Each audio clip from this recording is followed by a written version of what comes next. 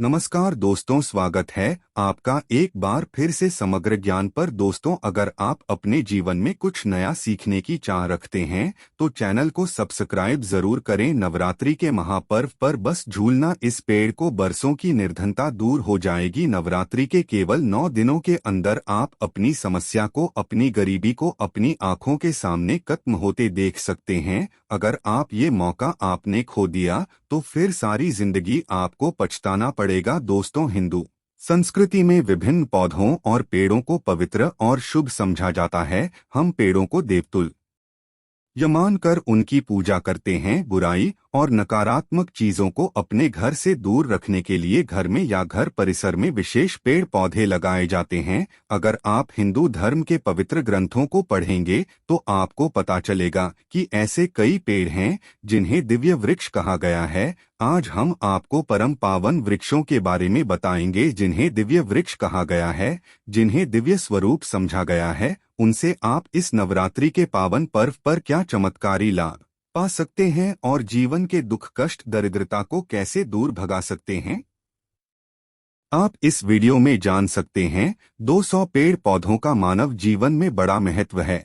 ये हमें न सिर्फ ऑक्सीजन देते हैं बल्कि सभी तरह के फल, फूल, जड़ी बूटियां और लकड़ियां आदि भी देते हैं। घर के आसपास पौधारोपण करने से गर्मी, भूक्षरण, धूल आदि की समस्या से बचा होता है। ये हवा में से कार्बन डाइऑक्साइड को ग्रहण करते ही हैं, साथ ही आसपास की सभी तरह की नकारात्मक ऊर्जाओं को अपने अंदर स्वयं सोख लेते हैं, हमें ताजगी प्रदान करते हैं, सकारात्मकता प्रदान करते हैं, स्वयं तेज धूप में तपते हैं और मनुष्य को शीतल छाया प्रदान करते हैं। दोस्तों, हमारे धर्मशास्त्रों में कुछ ऐसे कल्याणकारी, मंगलकारी खास पौधे बताए गए हैं जिन्हें नवरात्रि के पवित्र समय में छूने मात्र से मनुष्य को दिव्यता का अनुभव हो जाता है।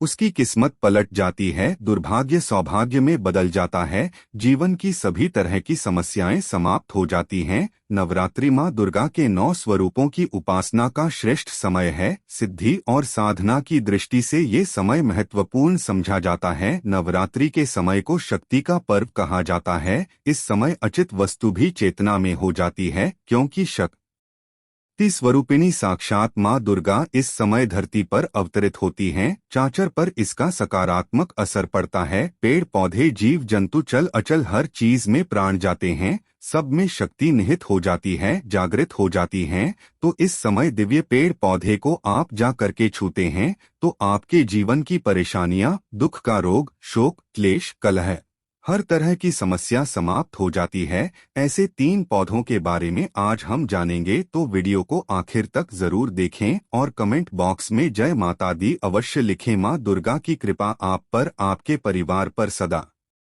बनी रहे। दोस्तों, जिन वृक्षों के बारे में आज हम बात करेंगे वे अपनी दिव्यता के कारण दुर्लभ अवश्य हैं, लेकिन आपको अपने घरों के आसपास बहुत ही आसानी से मिल जाएंगे। बताने से पहले आपसे रिक्वेस्ट करते हैं कि वीडियो को लाइक जरूर करिएगा, दोस्तों को शेयर करिएगा और अगर आपने अभी तक चैनल को सब्सक्राइब नहीं किया है तो चैनल को सब्सक्राइब करके वेलकम जरूर मिला। दोस्तों, सबसे पहले बात करते हैं बिल्व वृक्ष की। बेल वृक्ष की महिमा सबसे निराली है, अनेक दैवीय गुणों से ये वृक्ष परिपूर्ण है। सफेद आप और भी वृक्ष को साथ मिलाकर लगाने से अटूट लक्ष्मी की प्राप्ति होती है। कुछ ग्रंथों में इसके साक्ष्य मिले हैं कि प्राचीन काल में ऋषि मुनि बेल पत्र और ताम्र धातु के एक विशेष प्रयोग से स्वर्ण का निर्माण करते थे। धार्मिक मान्यता है कि इस वृक्ष में मां लक्ष्मी का निवास है, इसी कारण इसे लगाने वाले, इसकी पूजा करने वाले व्यक्ति को मां लक्ष्मी की असीम कृपा मिल जाती है। आयुर्वेद में भी इसके महत्व का खूब वर्णन है। शास्त्रों के अनुसार ऐसा समझा जाता है कि माता पार्वती के पसीने से बेल के वृक्ष की उत्पत्ति हुई है, इसी कारण इसे देवी स्वरूप कहा गया है। आठ ये नवदुर्गा स्वरूप हो जाता है। बेल का पेड़ भगवान शिव का अति प्रिय समझा जाता है। इसकी डाली में पार्वती, जड़ में ब्रह्मा, तने में विष्णु और बाकी समस्त हिस्सों में भगवान शिव बसते हैं। मान्यताओं के अनुसार इसकी 3 पत्तियां भगवान शिव के 3 नागों के चिन्ह हैं। ये भी समझा जाता है कि इसके 3 पत्ते 3 मुख्य हिंदू देवताओं अर्थात भगवान ब्रह्मा, विष्णु और शिव और उनकी शक्ति अर्थात सृष्टि संरक्षण और विनाश के चिन्ह है। जीवन में सिर्फ एक बार, और वो भी यदि भूल से भी शिवलिंग पर बेलपत्र चढ़ा दिया जाए तो भी व्यक्ति सारे पापों से मुक्त हो जाता है। सुबह शाम देववृक्ष के दर्शन मात्र से पापों का नाश होता है। तो दोस्तों, ऐसे दिव्य शक्ति स्वरूप बेल के वृक्ष के नीचे शाम के समय घी का दीपक जलाने से व्यक्ति धनवान, गुणवान और पराक्रमी बनता है। व्यक्ति की सभी तरह की मनोकामनाओं की पूर्ति होती है। हमारे धर्मशास्त्र कहते हैं कि नवरात्रि के समय में अगर कोई भी व्यक्ति बेल के वृक्ष को मां दुर्गा का नाम स्मरण करते हुए 7 बार चुका जाता है तो ऐसे व्यक्ति को दिव्य शक्ति का अनुभव होता है। व्रत उपवास के कारण शरीर में आई थकान, सुस्ती तत्काल चली जाती है। तो अगर आप नवरात्रि में व्रत उपवास कर रहे हैं तो शाम के समय बेल के वृक्ष को अवश्य धुलें। कम से कम 7 बार छूकर आ जाएं। बिल्व वृक्ष के नीचे घी का दीपक जरूर जला दें। इसके सारे फायदे बताएंगे, लेकिन सबसे बड़ा फायदा यह है कि उपवास के कारण हमें आध्यात्मिक ऊर्जा तो मिलती है, लेकिन शारीरिक ऊर्जा की कमी होने लगती है। इस ऊर्जा को बरकरार रखने के लिए बेल वृक्ष को जरूर करें। अनेक संत महात्माओं ने बेल के पत्ते खाकर तपस्या कर सिद्धि प्राप्त की है, ऐसा धर्मशास्त्रों में उल्लेख मिलता है। नवरात्रि में बेल के पत्ते को खाया जाए तो अगर आप दुर्लभ सिद्धियां प्राप्त हो जाती हैं, यानी लंबे समय से मंत्र जाप करके भी जो सिद्धियां प्राप्त नहीं हो रही होती हैं, बेल के पत्ते खाने से, बिल्व वृक्ष के नीचे घी का दीपक जलाने से सिद्धियां जल्दी प्राप्त हो जाती हैं, जिससे जीवन के हर कार्य सफलतापूर्वक संपन्न होते हैं। बिना विघ्न बाधा के आपके काम बनने लगते हैं,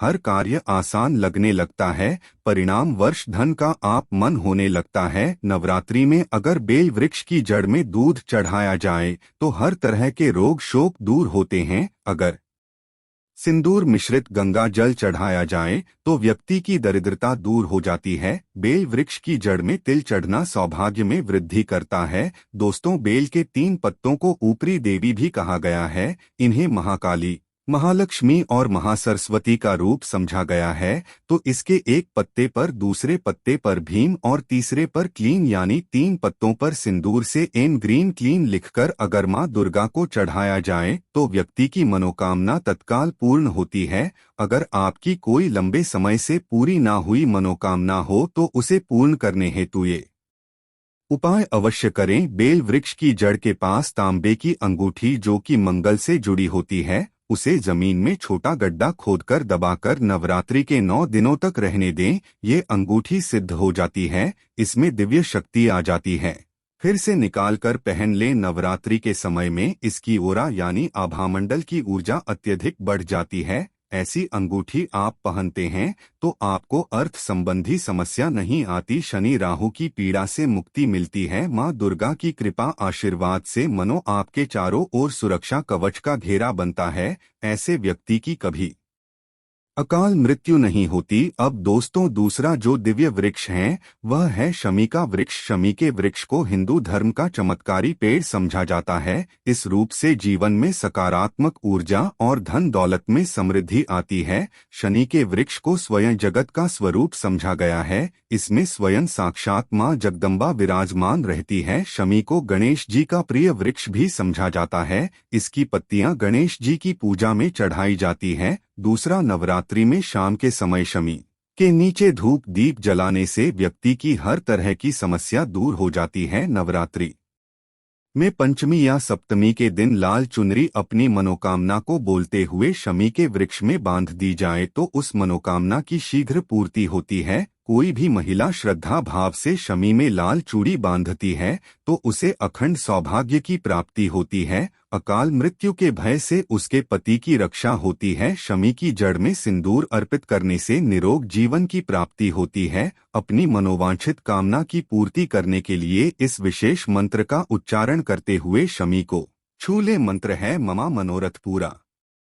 ममा दरिद्रा ना आए। शीघ्र ही नवरात्रि में इसके परिणाम आपको मिलने शुरू होंगे। नवरात्रि समाप्त होते होते आपकी मनोकामना की पूर्ति हो जाएगी, दुख दरिद्रता समाप्त हो जाएगी। दोस्तों, नवरात्रि के समय में शमी के वृक्ष पर मौली धागे को भी बांधा जाता है। इससे माता रानी आपसे बन जाती है। जीवन भर आपको माँ का साथ मिलता है, को आशीर्वाद मिलता है। नवरात्रि में अगर किसी कारण आप व्रत उपवास नहीं कर पाते हैं तो शमी के जड़ के पास की मिट्टी घर में लाएं। नवरात्रि में थोड़ी सी मिट्टी को नहाने के पानी में मिलाकर उसे स्नान करें। इससे व्यक्ति का भाग्य चमक जाता है, किस्मत पलट जाती है।